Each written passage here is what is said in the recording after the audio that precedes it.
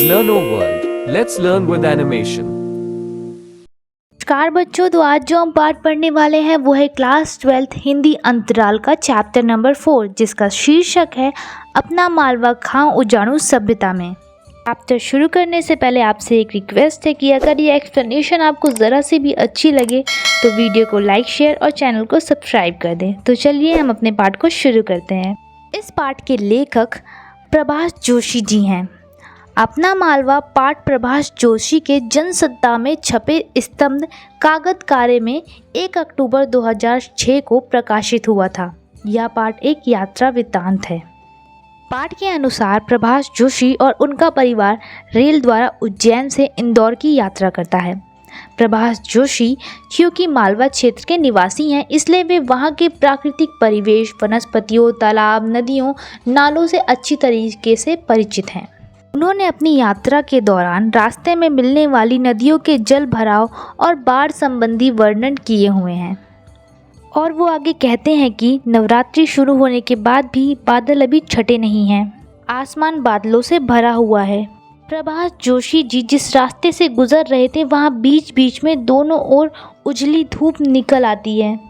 लहलहाते ज्वार, बाजरे और सोयाबीन की फसलें, पीले फूलों वाली बेलें और दमकते घर आंगन दिखाई पड़ते हैं। बादलों का जमावड़ा निरंतर साथ साथ चल रहा था। रास्ते में नगदा स्टेशन पर उन्होंने बिना चीनी की चाय पिलाने वाली मीणा से चाय लेकर पी और वहाँ के मौसम व फसलों का हालचाल पूछा। मीणा लेखक को बताता है कि लगातार बारिश होने के कारण सोयाबीन की फसल तो खराब हो गई, परंतु गेहूं और चने की अच्छी फसल आई है। फिर सफ़र शुरू हुआ तो रास्ते में शिप्रा नदी मिली। प्रभाष जोशी के लिए शिप्रा केवल नदी नहीं है, बल्कि वे उसे अपनी मैया मानते हैं। वैसे तो शिप्रा छोटी नदी है, परंतु उज्जैन में उसने महाकालेश्वर के चरण धोए थे, इसलिए वह पवित्र हो गई। आज शिप्रा भरपूर बह रही है। टीवी में यह भी खबर थी कि शिप्रा का पानी उज्जैन के घरों में घुस गया है। भोपाल, देवास, धार और उज्जैन में अभी भी छड़ी लगी हुई है। पहले मालवा में खूब पानी बरसता था, परंतु पिछले कुछ वर्षों से केवल एवरेज बारिश ही होती है। उज्जैन से देवास के रास्ते इंदौर जाना मालवा के आंगन से गुजरना माना जाता है। अक्टूबर के महीने में जब धूप खिली होती है तो चारों तरफ हरियाली खूबसूरत लगती है। रास्ते से गुजरते हुए लेखक को कुएं, बावड़ियाँ, तालाब, तलैया सब लबालब पानी से भरे हुए दिखते हैं। पानी से भरे नदी, नाले और लहलहाती फसलों को देखकर लेखक को एक अजीब किस्म की स्मृति का अनुभव होता है। वह सोचता है कि अब की बार मालवा में खूब फसल पकेगी और दिवाली, दशहरे पर खूब धूम मचेगी। इंदौर पहुँचते ही लेखक ने वहाँ के पहाड़, नदियाँ, ताल, तलैया, जलाशय आदि देखने की इच्छा व्यक्त की। वृद्धावस्था के कारण लेखक को पहाड़ चढ़ना, नदी नाले पार करना कठिन लग रहा था, परंतु फिर भी वह इन सब का आनंद लेने के लिए तैयार था। उसे रास्ते में नर्मदा नदी के 2 बार दर्शन हुए। कोरेश्वर में अब नर्मदा नदी पर सीमेंट कंक्रीट का एक विशाल राक्षसी बांध बना दिया गया है।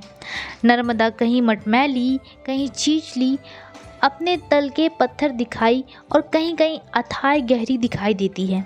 नर्मदा के बाढ़ के निशान साफ दिखाई दे रहे थे। नेमावर के पास बजवाड़ा में नर्मदा शांत, गंभीर और पानी से लबालब है। चतुर्थी का चांद उसके पानी के ऊपर लटकता प्रतीत हो रहा है। सभी नर्मदा को प्रणाम करते हैं। लेखक कहता है कि हम नदी को नदी नहीं, माँ मानते हैं। नर्मदा मैया कहते हैं। हमारा निर्माण नदी के माध्यम से हुआ है। उसके किनारे बैठते हैं, माँ की गोद में बैठा जैसा एक आनंद मिलता है। कोरेश्वर और नेमावर के बीच विंध्य के घाट छोटे लगते हैं। सिमरौल और बजवाड़ा के बीच घाटों के बीच सागौन के जंगल भरे पड़े हैं। पेड़ों से टूटे पत्तों के ढेर लगे पड़े थे। सिमरौल के बीच में चौड़ल नदी पानी से भरी मिली। रास्ते में सभी नदी नाले पानी से लबालब भरे हुए थे। इन नदी नालों का पानी धरती माँ का फूल, फलों और अन्न से भर देता है। वर के रास्ते में ही केवड़ेश्वर नामक स्थान है जहाँ से क्षिप्रा नदी निकलती है। चंबल नदी विंध्य के जानापाव पर्वत से निकलकर निमाड़, मालवा, बुंदेलखंड और ग्वालियर से होती हुई इटावा के पास यमुना नदी में मिल जाती है। चंबल नदी में खूब पानी है। इसके अलावा मालवा की सभी छोटी बड़ी नदियों में लबालब पानी भरा हुआ है। रास्ते में सभी नदियों के दर्शन हुए। इन नदियों का खूब पानी से भरा हुआ बहाव और नदियों का खूब कृपा लेखक को अभिभूत कर देती है। लेखक का मानना है कि नदी का सदा नीर रहना यानी सदा पानी से भरे रहना जीवन का स्रोत का सदा जीवित रहना है। नदियों के बाद वर्णन था तालाब का। वह आधुनिक इंजीनियरों का कटाक्ष करते हुए कहते हैं कि ये इंजीनियर स्वयं को पानी का सबसे बड़ा प्रबंधक मानते हैं, पर मालवा में विक्रमादित्य, भोज और मुझ पहले से यह काम कर चुके हैं। उन्होंने पानी को रोकने के लिए तालाब, बावड़ियों का निर्माण कराया था ताकि बरसात का पानी रोका जा सके।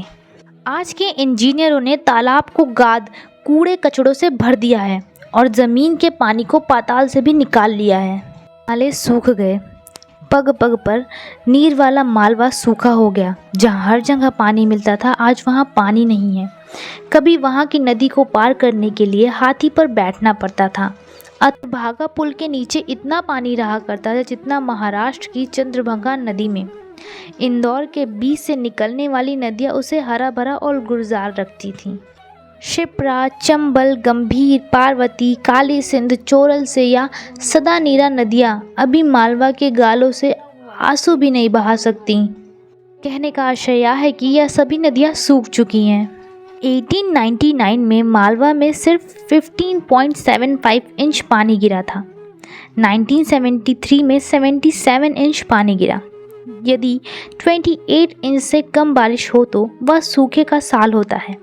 हम जिस विकास को औद्योगिक सभ्यता कहते हैं वह उजाड़ से असभ्यता है। नई दुनिया की लाइब्रेरी में कमलेश सेन, अशोक जोशी ने धरती के वातावरण को गर्म करने वाली खाओ उजाड़ू सभ्यता की जो कतरनें निकाल रखी हैं वह यह बताने को काफ़ी हैं कि मालवा की धरती गहन गंभीर क्यों नहीं है, क्यों हमारे समुद्रों का पानी गर्म होता है, क्यों हमारी धरती के ध्रुवों पर जमी बर्फ़ पिघल रही है, क्यों मौसम का चक्र बिगड़ रहा है, क्यों यूरोप और अमेरिका में इतनी गर्मी पड़ रही है। क्योंकि वातावरण को गर्म करने वाली कार्बन डाइऑक्साइड गैसों ने मिलकर धरती के तापमान को 3 डिग्री सेल्सियस बढ़ा दिया है। अमेरिका की घोषणा है कि वह अपनी खाओ उजाड़ू जीवन पद्धति को पर कोई भी समझौता नहीं करेगा। हम भी अपनी मालवा की धरती को उजाड़ने में लगे हैं। हम अपनी जीवन पद्धति को क्या समझते हैं। इसी के साथ हमारा यह पाठ यहाँ समाप्त होता है। अगर आपको ये वीडियो अच्छी लगी हो तो वीडियो को लाइक, शेयर और चैनल को सब्सक्राइब कीजिए। Thanks for watching. Explanation by Anshika Ma'am. Subscribe to learn O World in